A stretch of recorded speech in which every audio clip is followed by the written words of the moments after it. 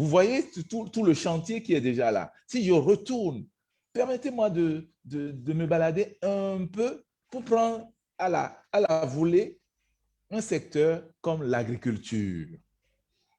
Dans l'agriculture, nous allons développer des contenus pour suivre les exploitations des nouvelles cultures dont on a parlé dans l'agriculture. On y reviendra certainement avec le ministre Dossoui le vendredi.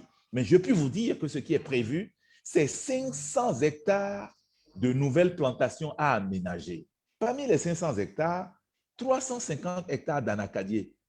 Le numérique viendra en renfort pour la gestion de cet anacadier, le développement, l'exploitation, les sols, le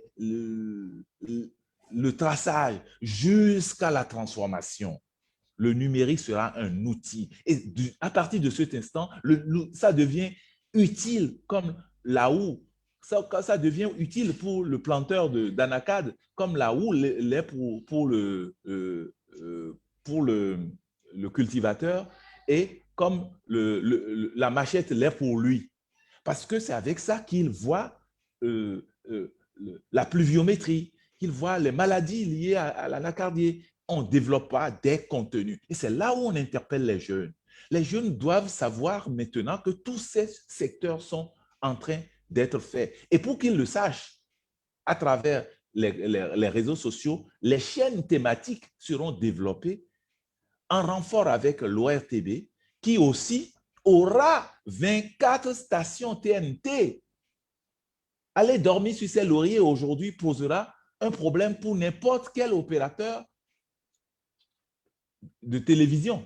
Parce que la TNT, je dis et je le répète, nous avons déjà 29 sur les 77 en cours. Rien qu'à développer cela, nous avons une couverture large avec des gammes de produits larges. Aujourd'hui, ça, c'est les réalités. Si vous voulez, je vais vous donner d'autres réalités. On ne peut pas s'arrêter là. Je continue dans l'agriculture. 10 000 hectares d'orangers, 2 000 hectares de cocotiers, 100 000 hectares de manguiers, les pommiers africains, l'huile de palme, toutes ces plantations sur 500 hectares financées, entretenues et mises à disposition à l'exploitation des jeunes qui veulent retourner feront l'objet de développement d'applications de e-agriculture.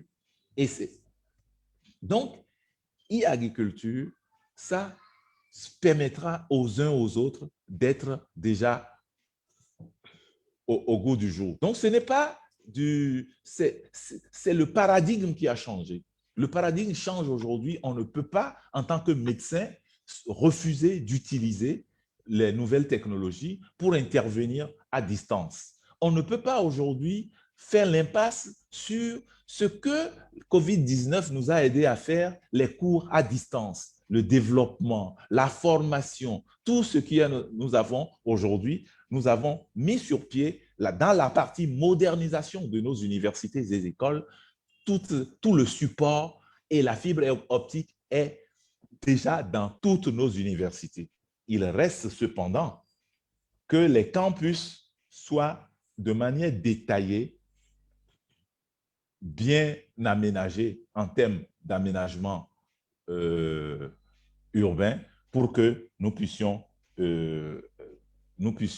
aller vers la réalité. Et c'est sur les 5 années à venir, c'est vers ces projets que l'État et notre duo se battra pour transformer ça en réalité. Une fois encore, c'est le seul secteur où on ne manque jamais de ressources, il n'y a jamais de crise et de toute façon, c'est un secteur qui s'adapte très bien et il faut créer l'écosystème et c'est ce que notre duo est en train de proposer. Et nous avons espoir que bientôt, le pays sera une réalité. Ce qui est sous le sol va se révéler. Et c'est sur ça que nous pensons que ça vaudra plus que le pétrole. Merci, Monsieur Aoyo, pour vos explications. Je pense que là, je vais trouver le moyen de vous mettre un petit peu en difficulté. Le samedi dernier, nous avions reçu la ministre Toyin Fode, ministre des Affaires sociales et de la microfinance en visioconférence, qui nous avait parlé de quelque chose de magnifique, la mise en place du projet ARCH, qui permettait en fait de réduire les inégalités euh, sur le secteur en tout cas en matière de soins, en matière de santé. Alors, ce que vous êtes en train de créer aujourd'hui, c'est-à-dire la numérisation du Bénin, qui est quelque chose de magnifique, est-ce que ce n'est pas encore un moyen de créer une certaine forme d'inégalité? Certains auront accès à Internet, d'autres pas, parce qu'ils n'auront peut-être pas les moyens, ou ils n'auront même pas de terminaux, et que vous privilégieriez peut-être Cotonou et Porto Novo, parce que c'est là-bas où il y a les plus riches et les plus formés. D'accord. La réponse est non. Je vais prendre le projet ARCH dans sa composante santé, dans sa composante sécurité sociale. Il nous a été dit et vérifié que nous avons 40% de nos concitoyens qui sont démunis. Environ 4 à 5 millions de Béninois vivent sous le seuil de pauvreté. Et dans ce projet, notre duo a pris l'engagement d'offrir l'assurance maladie gratuitement à 40%. La ministre l'a dit, c'est écrit, et vous pouvez juger le duo sur ça. Prenez vos sabliers, comptez le nombre de personnes bénéficiaires de ça. Ils sont à Malanville, ils sont à Porga, ils sont à Koblé, ils sont à Djougou, ils sont à Djon, ils sont à Bomé, à Banzou, et que sais-je encore. Ils n'ont pas Internet. Mais comment voulez-vous qu'ils puissent bénéficier de ce service si l'Internet ne va pas vers eux? Donc, l'utilisation et la généralisation de Internet rend ce projet beaucoup plus opérationnel et plus fiable. Donc, c'est diminuer la fracture sous tous ces aspects. La fracture est multiple. Si je reste dans ce domaine, rien qu'à avoir accès à ce service vital ne peut se faire dans des zones délocalisées que lorsque le concitoyen a son petit téléphone pour savoir là où il y a le centre de santé le plus proche pour bénéficier des soins dont on parle sans trop s'épuiser. Donc, l'outil vient lui faciliter la vie. Et donc, Madame la ministre des Affaires sociales se serait arrêtée en si bon chemin et notre candidat avec, si on met tous ces dispositifs et on ne dit pas comment on brave la distance et le temps. Pour braver la distance et le temps, c'est d'amener à bas coût Internet. Et pour le faire, ce n'est pas en s'appuyant sur les opérateurs qui n'investissent et ne mettent des infrastructures que dans des zones où c'est rentable, ce n'est pas en s'appuyant sur eux, c'est en s'appuyant sur l'opérateur qui est l'opérateur commun de tous qu'on a mis sur pied avec la technicité requise, avec nos fonds, qui lui a pour obligation républicaine, régalienne, de fournir l'Internet pour tous dans tous les derniers coins. Donc, du souci de la fracture, nous voulons régler la fracture en apportant. Si nous ne réussissons pas, aucun des projets de l'Arche ne marchera réellement. Sans oublier les problèmes de gestion. Nous ne pouvons pas faire la paperasse pour 4 millions de nos concitoyens. Je parle des démunis sur lesquels nous devons les tracer.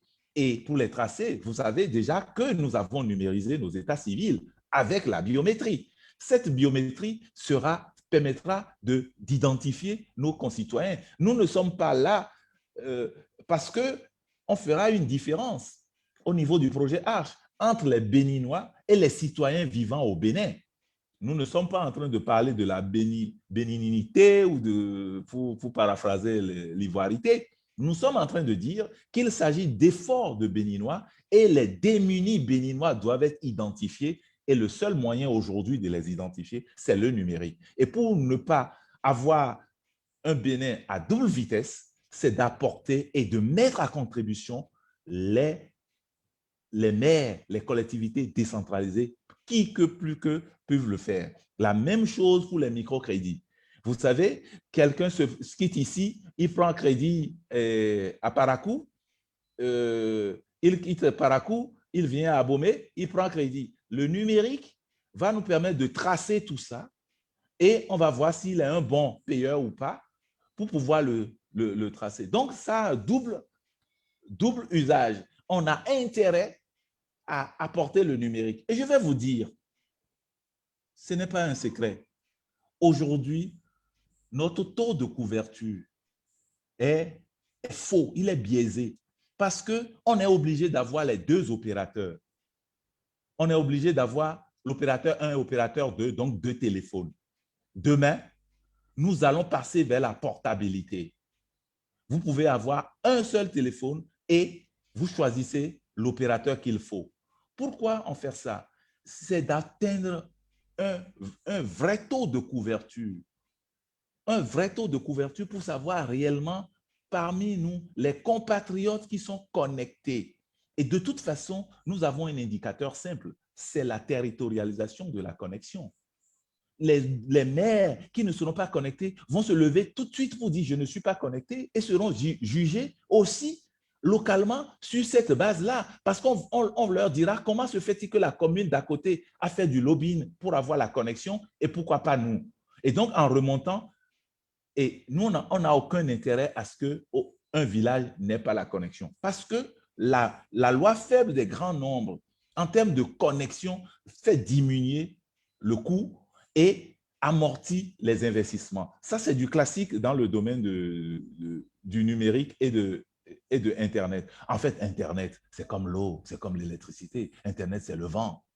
Lorsqu'on a mis l'infrastructure en place et qu'on a des spécialistes qui les entretiennent, rapidement, on amortit. On n'a aucun intérêt à augmenter le coût de Internet puisque les populations sont là à vie, prennent des habitudes qui sont presque des habitudes irréversibles, ont des usages. Donc, on n'a aucun intérêt à augmenter le coût au début. C'est parce que les coûts sont élevés au début, parce que les investisseurs sont des investisseurs privés. Ils ont contacté de l'argent chez les banques. Ce n'est pas nous notre cas. Nous avons un fonds qui nous permettra d'avoir des garanties pour développer. Et c'est une politique volontariste qui est assumée et qui est une manière de redistribuer la richesse. Merci, Monsieur Christian Paffé-Aouyo. Je rappelle aux assistants qui peuvent poser des questions via le fil de discussion en bas de leur écran ou lever la main et on va voir dans quelle mesure on pourra leur donner la parole. En attendant, je peux résumer ce que vous avez dit tout à l'heure en disant qu'en fait, vous avez transformé le projet Arch en Archie parce que désormais, c'est l'assurance pour le renforcement du capital humain et d'Internet, si j'ai bien compris. Ah. Ça ira au-delà. Mais alors, est-ce que vous ne risquez pas de créer de nouveaux problèmes parce que ces produits nouveaux ont toujours leur corollaire. Et moi, ce à quoi je pense, c'est que déjà au Bénin, on a beaucoup, beaucoup de difficultés par rapport à des messages, je dirais, médisants sur, même si cela part sur des faits réels, il y a des atteintes, je dirais, aux personnes, à leurs intérêts via l'utilisation abusive qui est faite aujourd'hui. C'est par exemple, je ne vous parlerai pas des opérations de revenge et autres. Mettre Internet à la disposition de tout le monde, mais mettrez-vous autant de policiers pour surveiller cette autoroute à grande vitesse que vous installez? Oui, merci, Monsieur Edgar. C'est une problématique récurrente. Toi et moi, on a la chance de comprendre qu'un Béninois n'est pas moins intelligent qu'une autre nationalité. On a compris ça depuis longtemps. Et que l'éducation et la formation sont au cœur de beaucoup de pratiques. Qu'il vous souvienne, en 90, quelqu'un te dépassait, tu lui dis, oh, ben, qu'est-ce que tu fais? Il brûle le feu, ils disent, nous sommes en démocratie. Aujourd'hui, ce n'est plus le cas. Parce que c'est tout, c'est le comportement lorsqu'on change d'un paradigme à un autre. Ce que nous vivons aujourd'hui n'est pas une spécificité en termes de fake news, n'est pas une spécificité béninoise. Mais on a pensé, par exemple, à gérer les fake news. On a pensé à mettre les mécanismes de cybersécurité je ne veux même pas parler de cybercriminalité, cybersécurité pour aller vers la confiance. Je vais vous donner un exemple. J'ai souri la dernière fois. J'ai vu un ancien président, la photo d'un ancien président sur les affiches de notre duo. J'ai souri. Et j'ai interpellé rapidement, apartheid pour apartheid, nos amis qui ont fait ce travail génial pour notre duo. Je leur ai dit, il eût fallu mettre 2 ou 3 tags pour qu'on sache celui qui met sa photo, puisque on ne veut pas se cacher. Moi, je veux bien mettre ma photo de Christian Parfait Aoyo pour montrer que je soutiens vertement mon candidat. Et ce tag-là aurait permis de voir celui qui a fait ce forfait-là. Techniquement, on sait le faire. Donc, cette petite négligence, aujourd'hui, nous met dans une boule qui peut être interprétée de diverses manières. Et donc, lorsque nous aurons la masse critique de sachants, des sachants formés, les usages vont se transformer progressivement. J'ai toujours l'habitude de parler de ma mère, la grande sœur à ma maman, qui n'a jamais mis pied à l'école, mais qui sait utiliser WhatsApp pour envoyer son assistante à la banque pour aller déposer des millions à la banque. Je lui dis comment tu fais. Dès qu'elle sera là-bas, le banquier va m'envoyer WhatsApp et me dire le montant qui est. Donc, elle sait, elle ne lui demande pas d'avoir des mots en moins parce qu'elle sait que c'est son instrument de contrôle à 70 ans, 80 ans. Elle sait que c'est avec ça qu'elle a l'information. De la même manière, nos parents disent maintenant, ah non, Covid, ce n'est plus une excuse. Envoyez Momo. Donc, si tu ne viens pas au village, ce n'est pas grave. Même si tu es en France, ce n'est pas grave. Maintenant, il y a Momo, j'ai mon téléphone, voici mon numéro de téléphone. Ça devient un outil important. N'allez pas me dire que parce qu'ils ne sont pas illettrés, ils ne vont pas bénéficier de la téléphonie pour bénéficier de ce service-là. Si on veut leur envoyer de l'argent pour aller faire les soins, c'est le téléphone désormais que tout le monde utilise. Et ils continuent d'utiliser les téléphones des voisins. Aujourd'hui, vous demandez à quelqu'un, ils vont vous dire, je ne sais pas faire WhatsApp, mais ils font du vocal. Ils ne savent pas écrire, mais ils font du vocal. C'est aux jeunes de développer des applications qui s'adaptent à ce contexte-là. Moi, j'ai vu des applications en Chine où le dernier des Chinois ne sait pas, mais c'est écrit dans leur langue. C'est là où nous avons à réduire cette fracture et à ne pas prendre nos concitoyens comme des gens de deuxième zone. Mais c'est le rôle aussi de l'État. C'est tout un dynamisme qui commence. Nous ne sommes qu'au début. Comme je l'ai toujours dit, et comme notre candidat, notre duo a dit, nous venons de loin, nous allons plus loin et le plus loin possible. Merci, Monsieur Aoyo. Je pense que nous en avons encore pour un peu plus de 5 minutes. Je vais juste essayer d'aborder un sujet que je ne formaliserai peut-être pas très, très bien. Vous nous avez parlé de la géolocalisation. Si je comprends bien, vous êtes en train de me dire que je pourrais bientôt à Cotonou utiliser Waze, si j'ai bien compris. Bon, ça, c'est un Oui. premier point. Deuxième chose, vous nous parlez d'une utilisation quasi universelle de Internet et partout, que je me demande, est-ce que vous pensez que demain, je vais pouvoir, quand je serai par exemple dans mon petit village qui est dans les collines, est-ce que je vais pouvoir passer une commande par Internet au Bénin? C'est ce qu'on nous promet pour demain? Ah, oui. Tout Et simplement. je vais te dire pourquoi oui, et j'aurais pu m'arrêter là, et tu ne vas pas me croire. Mais nous avons déjà mis sur pied ce qu'on appelle la confiance numérique. La confiance numérique, la mise en place de ce qu'on appelle la clé primaire et la clé publique. Le système de PKI est désormais disponible au Bénin. La signature électronique est une réalité. Et il reste que les gens aient accès, puisque c'est des systèmes cryptés avec une certaine exigence d'une certaine qualité. Si je rentre dans un site d'échange commercial, il y a ce qu'on appelle la sécurité et nous devons d'accepter ces applications qui doivent être aux normes. Et c'est ce que les organismes comme l'ACI font aujourd'hui à la présidence. Quand vous sortez un site, il y a une batterie d'experts qui vérifie si le site répond aux normes et standards internationaux en matière d'échange. Nous avons eu des difficultés à avoir ce qu'on appelle la clé, la sécurité et la signature électronique. Depuis un certain temps, les études ont été faites, ce truc est disponible. Les préfets, que je sache, il y a 5 mois, je faisais une mission sur tout l'étendue du territoire dans les communes. En ce moment-là, septembre-octobre, tous les maires ont déjà déposé leur signature électronique et ce dispositif va s'étendre progressivement à tous les niveaux. Et du coup, tous les sites, c'est pour ça que justement, les contenus, nous allons partir vers ce qu'on appelle les points Internet du Bénin. On aura l'intranet Bénin et après, nous allons suivre le flux vers l'étranger. Ça veut dire que la cybercriminalité, j'avertis dans la foulée les jeunes, ce serait vite suivi. En réalité, aujourd'hui, on a laissé tout le monde faire ce qu'on veut. Sans être dans un état policier, nous allons avoir un nombre suffisant de jeunes. Rien que dans la sécurité, nous attendons entre 1000 et 1500 dans les 5 années à venir.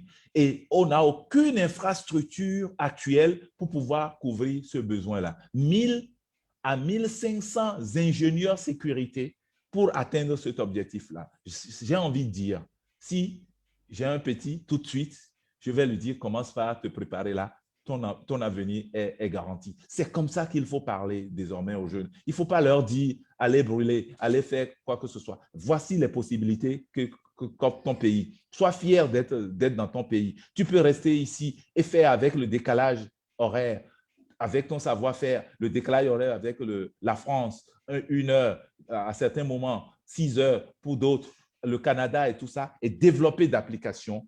L'État te donne toutes ces possibilités et tu peux te vendre.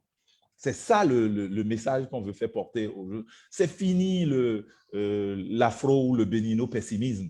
Maintenant, nous sommes capables. Nous avons les moyens. Nous n'allons pas tendre la main. Nous avons les ressources. Je vous ai parlé de la mobilisation de 500 milliards à la caisse de dépôt et de consignation du Bénin. Ça va servir à ça. Ça va servir à ça. Et encourageons la signature électronique. C'est l'équivalent. Ah, j'oubliais l'article 500. Excusez-moi, prenez les 500 et ne dépassez pas 577 du Code du numérique. La signature électronique, le document numérique au Bénin est considéré désormais comme un document officiel au vu de cette disposition du Code du numérique. Prenez à partir de 550, fouillez jusqu'à 577, je sais que c'est quelque part là, pour mémoire, le Code du numérique. Nous l'avons désormais et nous sommes les rares pays à avoir un code numérique. Ce qui certains sont un peu traqués sur le code à cause des déviances, c'est maintenant que nous allons tirer les meilleurs profits de ce code. Et j'en ai la conviction. Merci, M. Aoyo. Nous allons bientôt finir. J'ai une personne qui vient de se connecter à l'instant, Oba, qui nous dit que vous sembliez maîtriser votre sujet. Et bravo pour ce moment d'échange. Donc, moi, je vais me permettre de passer maintenant à l'aspect très personnel de cette chose. Je vais vous demander un petit conseil.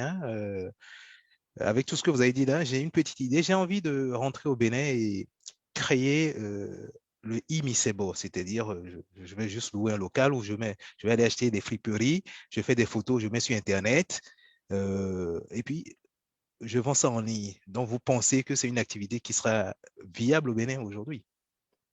Non seulement c'est viable, on peut te mettre dans un incubateur tout de suite pour t'accompagner techniquement, première chose. L'idée est protégée, il ne faut pas me la piquer. Hein. Non. Imisebo.bj. Non, attends, on parlera même plus de Misebo. Nous sommes en direct sur Facebook, elle a déjà pris ton idée. Je peux te dire d'une manière globale, il y en a des idées comme ça. Première chose. Deuxième chose, il y a des mécanismes pour t'accompagner financièrement pour construire ton modèle du début jusqu'à la fin. Les mécanismes pour te trouver les financements. C'est-à-dire, toi là, avec cette idée simple, tu es déjà riche quand tu es béninois. Tu as l'argent, ce n'est plus une question d'argent au Bénin, mais je sais de quoi je parle. Ce n'est plus une question d'argent, c'est une question d'idée, de volonté. On vous accompagne. On a les mécanismes, on a les moyens techniques. Aujourd'hui, la seule chose qui peut nous freiner, c'est le volume. Le volume. Lorsque tout le monde va se lancer dedans, nous allons vite partir. Et c'est là où la diaspora doit s'apprêter à rentrer. La diaspora multiple qui a les compétences doit rentrer. C'est difficile au début. Mais si on ne rentre pas, c'est d'autres nationalités qui rentreront. C'est d'autres nationalités qui viendront prendre les places. Et nous allons rester là à crier que nous n'avons pas nos places. C'est ici. C'est ici que quand tu descends, tu es en sécurité. C'est ici qu'on peut manger du gari et aller dormir au lendemain et sourire. Ou quelqu'un peut te tendre la main. C'est ici. C'est difficile, je l'avoue. Mais ces idées-là, aujourd'hui, pour les jeunes, il faut leur dire, ce n'est pas en prenant les bateaux de fortune. C'est au Bénin. Ils peuvent vendre le Imisebo, ils peuvent vendre tout ce que nous avons comme tourisme, le vaudou, tout ce que nous avons aujourd'hui, tout ça peut se faire sur le numérique et en ligne. Désormais, nous avons la sécurité, la signature numérique. Nous avons beaucoup d'éléments qui nous permettent de sécuriser les échanges. C'est parce que le PKI n'était pas disponible il y a 1 an que les gens se permettent beaucoup de choses. Et on va régulariser, on va réguler ce qui se passe au niveau des abonnements, au niveau de GSM et de téléphonie. On prend plusieurs noms, on peut prendre le nom de Aoyo et aller prendre une carte SIM et aller commettre un forfait. Oh, ça va s'arrêter bientôt. Cette pagaille va s'arrêter. Comme on le fait, pourquoi on peut le faire à Paris et ne pas le faire à Cotonou? Quelle est la différence? Ok, merci, Monsieur Aoyo. Malheureusement, j'ai commis une erreur. Le Imisebo est déjà pris par quelqu'un d'autre. Donc, je vais me lancer dans le Alibaba229.bj. Je vais repasser la parole à Monsieur Jean-Paul Akapo pour clôturer cette réunion. Merci Edgar, merci à Christian, bravo. Tu nous as séduit, tu nous as tenu en haleine pendant plus d'1 heure là. Et je peux dire déjà que je ne sais pas s'il est toujours connecté. Il est connecté. Je suis là. Je peux déjà dire que cette première causerie est un succès. Et nous allons donc continuer ces soirées de causerie certainement la semaine prochaine. Et sur 2 jours peut-être, on va réfléchir à la question. Et je convie tous les amis ici présents à la belle tenue, si on peut l'appeler comme ça, qui aura lieu vendredi prochain avec l'un des ministres les plus talentueux, enthousiasmant, passionné, perfectionniste, celui grâce à qui le Bénin a gravi les échelons pour être premier en matière d'or blanc, de coton en Afrique. Celui grâce à qui le Bénin est 2e en matière de culture huilière dans la sous-région ouest-africaine, dans l'UMOA. Il est discret, mais c'est un grand travailleur, un grand bosseur. Nous allons l'écouter passionnément. Donc, rendez-vous vendredi à partir de 18 h de Paris. C'est ça. Merci à tous. Merci. Parfait. Si tu as un petit mot pour les amis. Merci, Président. Merci beaucoup, mais merci, dans ces conditions, c'est d'autres qui clôturent. Est-ce que le président Hubert est là? Il est là. Oui, président Aoyo, vous avez été extraordinaire dans votre élocution. Vos propositions sont vraiment formidables. Vous maîtrisez bien le dossier, en particulier sur l'Arche. Et ce que je peux dire, c'est que j'ai grand espoir que demain, la téléconsultation médicale pourrait se mettre en place grâce à l'autoroute Internet, d'autant plus que pour le moment, le nombre de spécialistes pouvant être déployés sur tout le territoire n'est pas bien et la diaspora aura son rôle à jouer dans cette technologie et j'y pense bien me lancer à fond la caisse. Merci beaucoup et bravo. Merci, chers amis. Merci. Merci à vous. Moi, j'ai une petite idée. Tonton Ibal, il est parti. J'avais une Je suis petite là, je idée. suis là, je Il suis est là. là, il est là, il t'entend. J'ai une petite idée, on se met ensemble et on va créer le Doctolib du Bénin. Il faut le Ah faire. oui. C'est dans Il y a, dans il y a, il y a des, il y a des applications comme ça que- Edgar, Oui, Faut oui. pas dire ça en direct. Hein. Edgar. Ah, faut pas dire ça? Oh, excusez-moi, Faut je parle en trop. direct. Il faut que j'arrête le direct. Je Il parle est trop. déjà vendu. Nos idées sont C'est bonnes. déjà là. pris. Mais de toutes les façons, s'il y a 10 000 docteurs qui veulent faire Doctolib, ils vont le faire. Hein. Absolument. Donc, qu'on le dise en direct ou pas, ça se fera. Absolument. Ouais. On trouvera un autre Merci nom. avantage. Non, non, mais Merci à vous. On trouvera un autre nom. je ferai quelque chose, il n'y a pas de problème. Merci, Président Oyo. Mais Excellente Merci beaucoup. présentation. Il y a nos amis russes qui sont connectés. Edgar. Hein. Oui, Il y a Edgar. M. Grimaud Oui, qui est connecté oui, depuis je suis la là. Russie. Tu as zappé merci, ma président question Oyo. concernant l'accès au site Boncoin. Non, c'est simplement parce que je ne sais pas du tout. En fait, le fait qu'un site soit arrêté, je ne sais pas si ça rentre vraiment dans le domaine, mais peut-être qu'il va répondre. Hein. Parfait. Oui. A priori, le site Boncoin n'est plus accessible. Le site Boncoin Bénin n'est plus accessible. Ça, c'est un problème. C'est un problème Ça d'exploitation. bouge. Ça bouge. Tu penses que les jeunes dorment? Ah, Mais aujourd'hui, les signaux sont au vert. Les signaux sont vraiment au vert. Moi, j'ai fait un aparté il y a 10 ans. Nous, on pensait qu'on ne pouvait bouger beaucoup de choses. C'est maintenant qu'on a les infrastructures. Il y a 10 ans, nous, on pensait qu'on pouvait faire quelque chose. C'est maintenant, 10 ans après, qu'on a les infrastructures. Et dans les 5 prochaines années qui vont venir, ce serait encore réellement ça. Et les habitudes, c'est une réalité.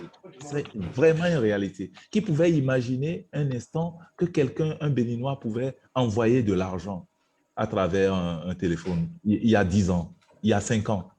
Aujourd'hui, on ne fait que ça. Aujourd'hui, on ne fait que ça.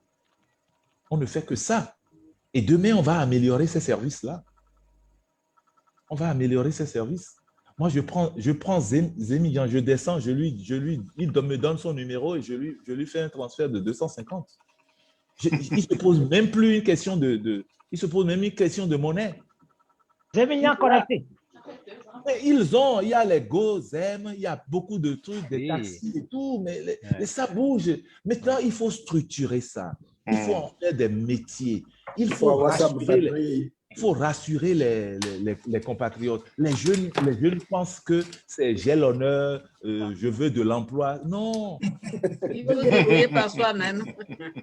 Monsieur le Président Aoyo, je pense qu'on va en garder un peu pour après. Oui, je crois aussi. Oui. Sinon, ils ne vont pas vouloir aller se reposer, tellement le sujet est intéressant. Et j'espère vraiment que à la prochaine rencontre, on aura un sujet aussi intéressant que celui-là. Parce que quand on parle numérique, honnêtement, au départ, quand on lit les textes, là, ça ne semble pas intéressant. Honnêtement, pas du tout. Oui, Edgar, on a vu ton enthousiasme. mais nous, on savait ce qui était derrière. Ben voilà. Quelle belle surprise. Quelle belle surprise. C'était un très bon sujet et très intéressant. Avec Parfait, on n'est jamais déçu. Absolument, non, c'est passionnant. Alors, sur ce domaine, même à 2 heures du matin, vous lui faites comme ça, une fois d'envie. Voilà. Donc, on va dire au revoir à tout le monde et on va fermer la réunion. Et on se donne rendez-vous demain. On se donne rendez-vous. Vendredi, pardon. Vendredi. 18h, heure de Paris. Le reste sur nos... Annie, bonjour. Annie, bonjour. Oui, qui est-ce qui me dit bonjour? C'est parfait. Bonjour Annie, bonjour tous. C'est parfait. Tout va bien, c'était très bien. Ça va bien, merci. Bonsoir. Bonne soirée à tout le monde. Merci à tous. Bonne campagne. Bonne nuit, faites de beaux rêves. Bonne campagne. Où est-ce qu'on a les casquettes là? C'est où? Non, il fallait les avoir depuis le mois, depuis octobre, je pense. Mais comment on sait ça? Comment on le sait? On vous dira ça tranquillement. Non, on nous l'enverra. Mon stylo, rien. On nous l'enverra vendredi à 18h. Voilà. En fait, il a voulu imiter le président Mbeki, qui est sorti avec Gobi aujourd'hui pour faire la campagne. Donc voilà. Non, mais Choco. Au passage, déjà gagné. la couleur officielle du PRD, c'est le blanc. C'est le Donc, code vestimentaire. comme mon président parfait à l'honneur, mon président là-bas, j'ai dit, bon, ben, n'a mis un mouvement en main. Ok. Allez, merci. Au revoir tout le monde. Merci, à très bientôt. Merci, Au Mondo. revoir. Merci pour tous ces efforts. Merci, merci. Allez, au revoir à tous. Depuis Merci Moscou. Allez, beaucoup. portez-vous Merci, bien. Edgar. Merci, Edgar. À vendredi. Edgar, Oui, Ciao, ciao. on ferme la réunion, on se Oui. retrouve dans une autre. oui. Voilà. Ah bon? Ouais, le lien est où Non, ça c'est pour l'organisation de vendredi. C'est pour l'organisation de vendredi. Ah ben, il y en a où il y a des retraités parmi vous, Edgar. Mais Ou 2 heures de sommeil, ça vous suffit. on fait avec. On n'a pas le choix. On fait avec. Jeune. Ils sont jeunes, ils dorment peu. Entre 3 et 4 heures de soirée, c'est bon. Mais non, même pas besoin de Merci, dormir. merci à On dort tous. très peu. Julien, c'est parti. Le lien est parti. Je ferme la réunion. Merci Allez, beaucoup, bonne Julien. Au soirée. revoir. Allez, ciao, ciao. Oui, Ciao, allô? ciao. Oui. Ciao, ciao. Je viens de le mettre dans Dynamique Unitaire. Parfait, merci. Je ferme celle-là et tout le monde s'en va. Oui, c'est bon, c'est bon. On t'entend, Oh. Julien. Ouais.